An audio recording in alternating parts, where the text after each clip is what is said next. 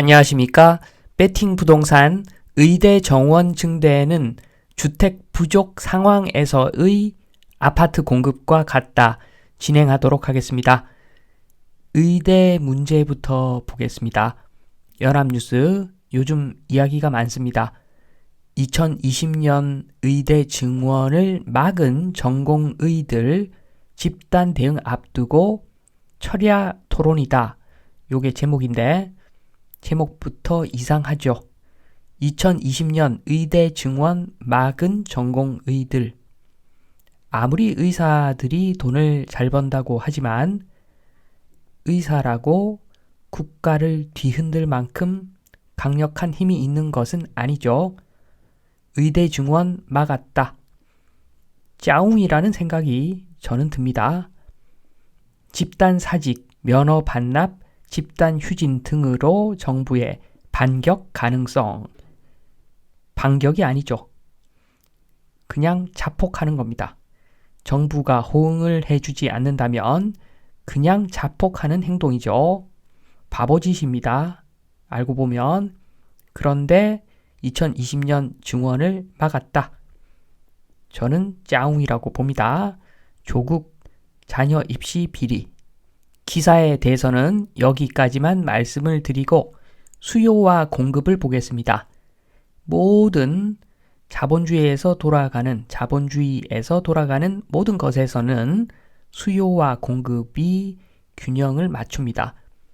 정부는 수요와 공급이 맞도록 해야 되는 것이고 어거지로 공급을 줄이고 수요를 늘리고 이런 짓거리를 하면 안 되죠. 지금 보면은 의대 가기 위해서 3수, 4수 마구마구 합니다. 직장 다니다가 의대 입학하기도 합니다.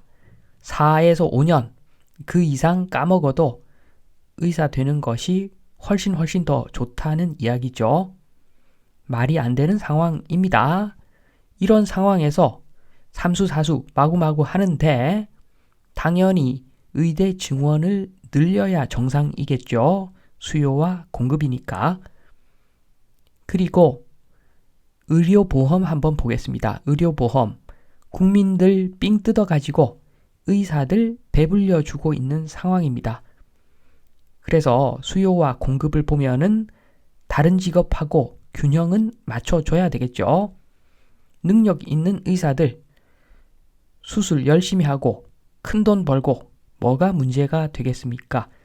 그런데 문제가 되는 것은 동네 구멍가게 하면서 엄청난 수입을 얻는 사람들 의료보험 때문에 가능한 거죠. 보험료 인하해야 됩니다. 파이 크기를 줄여야 되겠죠. 그리고 당연히 공급을 늘려야 됩니다. 파이 먹을 사람을 증가시켜가지고 최대로 많은 국민들이 혜택을 보도록 의사 수를 늘려야 되겠죠. 의사가 되는 사람이 혜택을 보고 있기 때문에 이렇게 혜택 보는 사람들 늘려주는 것이 맞다고 봅니다. 이렇게 파이 먹을 사람 증가시키고 파이 크기를 줄이고 두 가지를 동시에 해야지 다른 직업하고 균형이 맞을 겁니다. 탑에 있는 사람들이 잘 먹고 잘 사는 거 문제가 안 되죠. 그런데 어떤 직업군에 속한다고 해서 모두가 다 잘 먹고 잘 사는 구조를 만들어 버리면 국가적으로 손해입니다. 여러 가지 차원에서 손해입니다. 그래서 지금 의대 증원 늘리는 작업 너무 잘하는 행동 같습니다. 수요와 공급을 맞춘다는 측면에서 아파트 수요와 공급을 한번 보겠습니다. 지방칸, 아파트 전체 건물이 아니라 달랑 한 칸 마련하기 위한 비용이 얼마가 적정한가? 최저임금을 보겠습니다.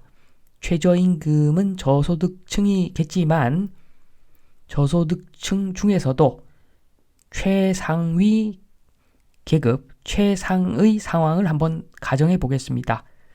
부모님이 좀 부유해서 숙식을 전적으로 부모님이 해결해 주는 그런 청년이 있다고 가정을 하겠습니다. 그리고 부지런합니다. 최저임금이 10,000원인데 하루에 10시간씩 한 달 내내 일합니다. 그러니까 월 수입이 300만 원, 1년에 3,600만 원 저축을 합니다. 10년에 3억 6천만 원 저축을 합니다. 한 푼도 안 씁니다. 정확히는 부모님이 다 해결해 줍니다.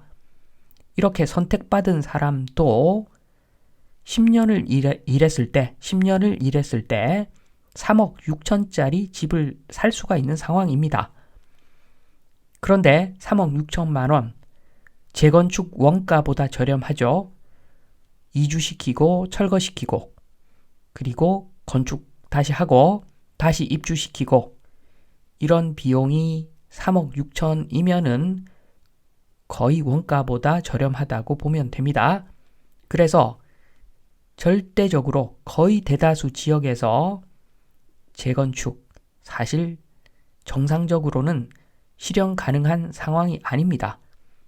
그러면 공급은 누가 할 것인가? 국가가 도와줘야죠. 국민 임대주택을 최소 100만 채는 더 지어야 할 상황입니다. 지금 현재 상황이.